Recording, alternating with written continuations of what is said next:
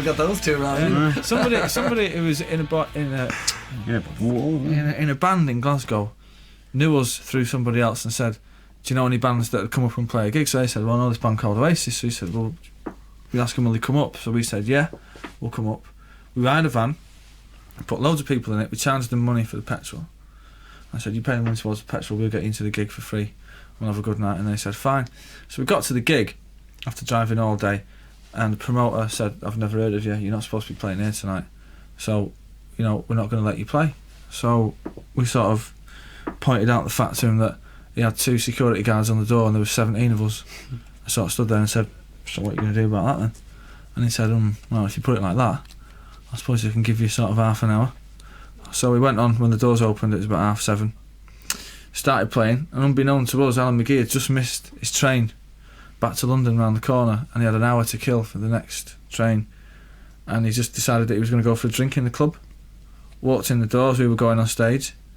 Someone said, who's this band? And he said, oh, they're a bunch of guys who just threatened to smash the place up if we didn't let them play. And he went, alright. And then he got, said, never heard of them, from Manchester, aren't they? Some lippy manx. Bought a drink, watched us do the gig, came off stage, give us a 6-album deal. Was he drunk? Oh, a bit of interband bitching going on now, eh? Scrap. No, he was fat. Live radio. I can relate to that. No, he wasn't drunk because he didn't have leather pants on, okay. That's all right, he had mine on. Hey, you barred from the Hacienda, by the way. Hey, see, he's the boss. He's the boss. I'm left-handed, so I should play guitar left-handed, but I play it right-handed. I can't read or write music. I can't even spell my name, to be quite honest. What do you mean? Well, you know, come on. No, I'm only joking. You can't put down dots. No, I don't know any of that. I don't even know the chords when I'm playing it. It's just, I mean, I've met other guitarists who are versed in reading and writing music, and they reckon it's a blessing, I suppose. I see. And what do you do? Put it on tape then? Yeah, just stick it onto like little tape recorders and just play it back until I'm happy with it, and then deliver it to the chaps. George Harrison. Ringo. John Lennon. Paul McCartney. Keith Richards. Mick Jagger. John McEnroe. Ryan Jones. Sarah, does that answer your Elvis question? Presley. These guys are wiseacres. Ian St. John. I think Kurt they're Cobain. pulling your chain. Terry Wogan.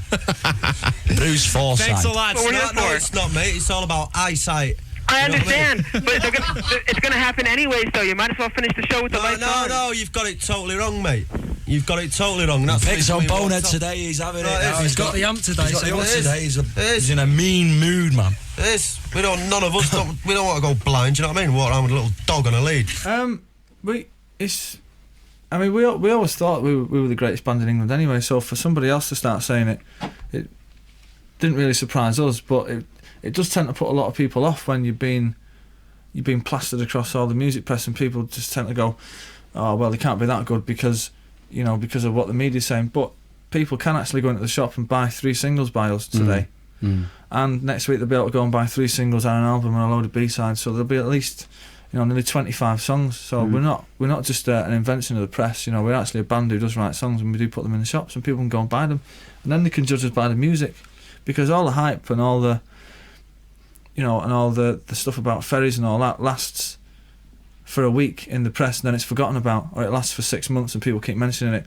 But the album and the records will be in the shops for the next 50, 60, 70 years.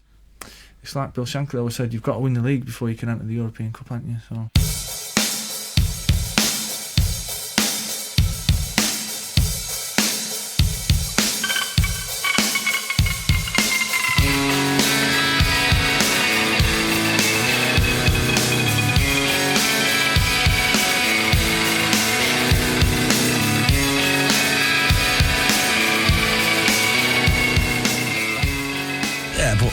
Listen, the press, I'm mad for it, way mad for it. I love being in the press. Keeps everyone on their toes, it's good. Yeah, I love pissing people off, me. I love pissing myself off. Oh, well, I like your guys' music. Thank you. But I just can't appreciate anybody who's so caught up in themselves, sorry. Alright, nice. Oh, okay. Hey. Oh, it's just on a poster in my bedroom wall. Just sitting there at the word Oasis, and I just thought, that's very nice. Oh, okay. I thought I'll have a bit of that. Oh. It's better than called Ned's Atomic Dustbin, innit? Kind of name's that. You've got to love yourself, mate. No one else will love you. Yeah. Oh no, because when there's something awe-inspiring about 5 young guys in a band with guitars. They're like the Magnificent Seven or something. Well, on the fact there's 5 of us, but do you know what I mean? It's like, and it's right. The time's right for rock and roll again. I think people have had enough of Jesus Jones and all these bands with drum machines. And, lock up your sequencers, lock up your drum machines. And like The Cure and all goth and all the rest of it, or indie dance, or whatever it is. And people are going back to the good old, the good old rock song, played with guitars, with no keyboards on it, apart from the piano, no effects. Just like straight. There's your tune. Maybe I don't really want to know you. I'm telling you.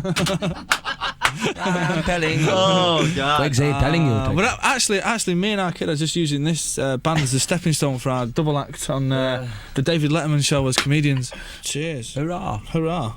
I was wondering who influenced them if they're going to do a MTV Unplugged, and I was wondering, including the non-promo, the wrong record, when they started singing in the full song. You played them 3 times, and is it too late to win tickets? I've got a clue what you just said. Start again. That's 3 questions. Bye-bye. Was that the classic influences question that we... Let's isolate that. You guys, who you been listening to? Who'd you grow up listening to? The Beatles or something? Is that what you just said? Is that what you want to know? What's his name? What's your name? Dave. Say it again, Dave. What do you want to know, mate? I was wondering who influenced you in formulating your music. In formulating our music. Right, the Beatles, Small Faces, Kinks, Elvis Presley. Sex Pistols. Oh, the Kinks are great. Yeah. Sex Pistols. Sex Pistols. The Sex Pistols are great too. I was wondering if you're going to do MTV Unplugged. Is that the second question? Yeah. I don't know. One day, maybe. I suppose so, yeah. I hope they offer it to you. Why not, eh? We'll do it. The third question is it too late for the tickets, though, since I caught 3 songs altogether. Dave, were you at the show last night? Is that what you're saying? No, I'd like to go tonight. Are you trying to scam tickets? Is that what you're telling us? No, you know the ad. If you're the 7th caller. Oh, I see. They started singing and you played the wrong song, and then you played the full song. That's 3 songs. What the Beatles mean to us as a band is, some people who are maybe 10 years or older than us can remember life without the Beatles. We can never remember life without the Beatles. The Beatles have always been there for us. We don't remember what it was like before 1962 because I was only born in 1967. So as far as I'm concerned, the Beatles have been with me since the day I was born. So they just... Plus they made... the first 2 records I ever heard were the Beatles, the Red Album and the Blue Album. And that's what taught me how to play guitar. I just really fucking love the Beatles. You can't swear on national radio. I'm sorry.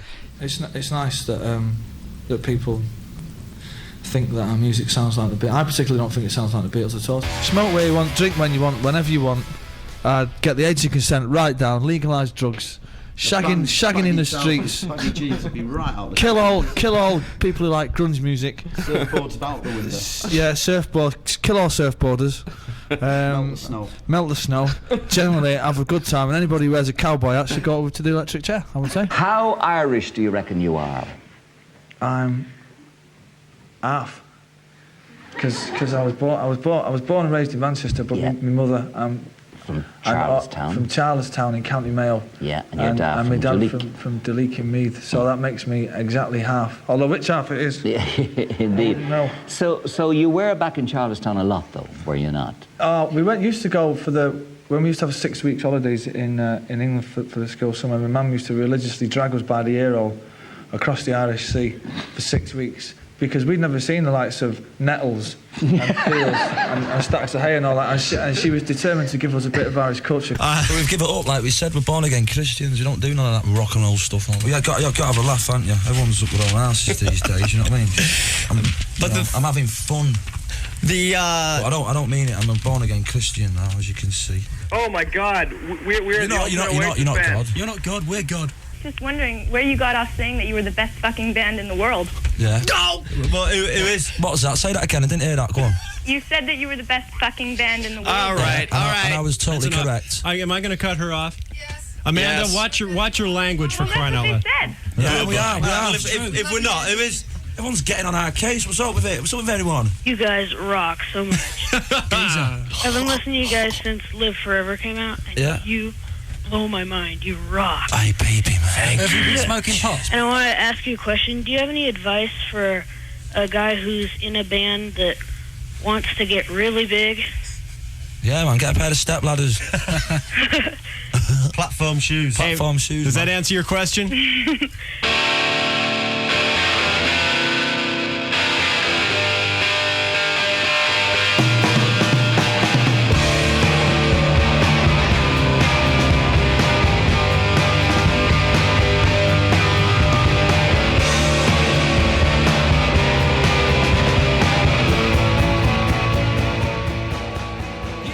Two stars that have been travelling for ages and they collide. To me, I said it all in Rock and Roll Star, Live Forever, and Cigarettes and Alcohol. And that's all I've ever wanted to say in a song. So I have to try and say the same thing, but in a different way. So it can get a bit stressful to me personally. But as long as the music's good and the melodies are good, then the rest will follow us. Yeah. Well, what you do is you find your favourite record, you put it on, find out what the chords are.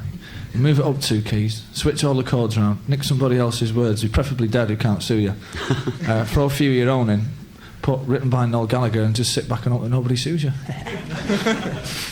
It's worked so far. Let me tell you what it says here. It says here now. Yes. Oasis, Morning Glory, Squat. Right, now that's the name of the record. That doesn't mean that's something you have to do when you listen to the record. It's on the toilet. It says Ferrucci's Chevalier Defendant Le Heritage of the Beatles. That means we're extremely good, far better than the Beatles ever were. Go buy the record or die. It's meant to be a plant, innit, Morning Glory. Or it's meant to be like when you wake up like with a rather like a large one on in the morning, you know what I mean? Mm-hmm. And that's it, that's where he got it from apparently. But it is a plant. I had one in my back garden, but it didn't grow. I bought the seeds. Morning Glory. It's a blue climbing flower. And it's also a rather large, hard one. In the morning. You know when you wake up, Mikey. Come on, Michael, you must have had one of them. A bit of a stiffy in the morning. What I'd like to ask from Noel is, you seem quite romantic in your lyrics and sometimes in your music too. Are you romantic? Do you consider yourself as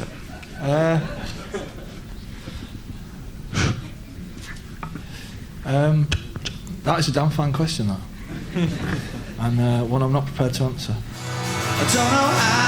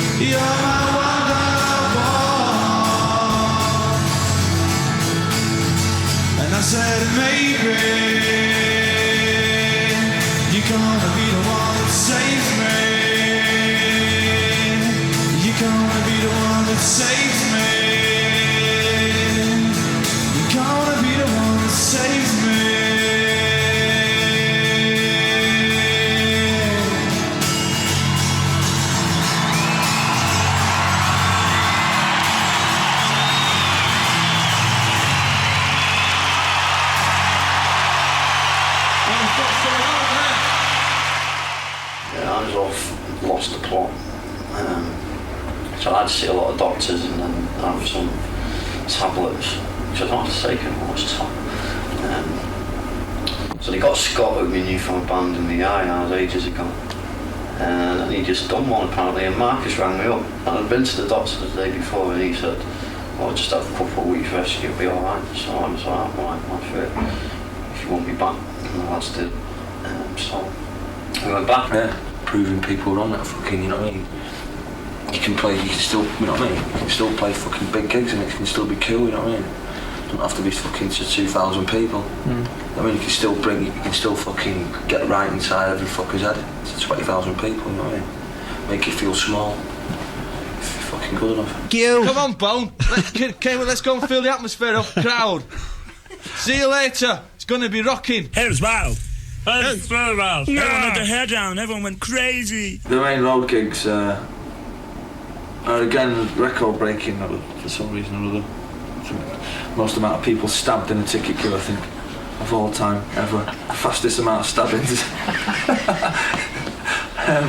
I think we broke the record for world record of muggings for tickets as they were bought or something like that. Music, songs, the band, us. The great, good-looking singer, of course.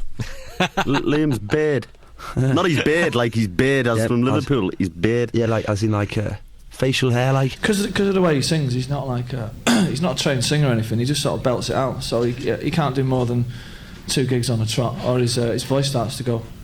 That's just the way it is. It's like, but you know, I don't sing the songs he has to. He should sing or anything like that. Only when he walks off stage in the middle of gigs. But does it bother you? No, not really. No. Okay. As long as it doesn't bother anyone else, I'm not really bothered. No.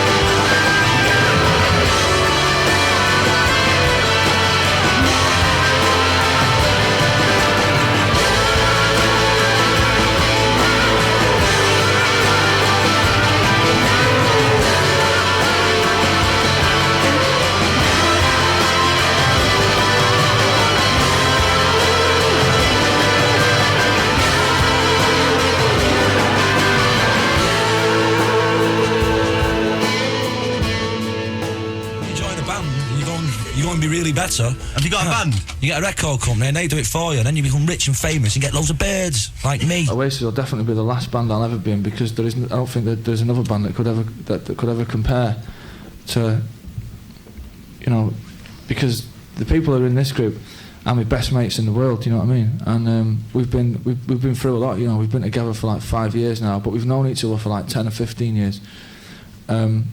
So I don't ever see myself being in another band, really, to be quite honest.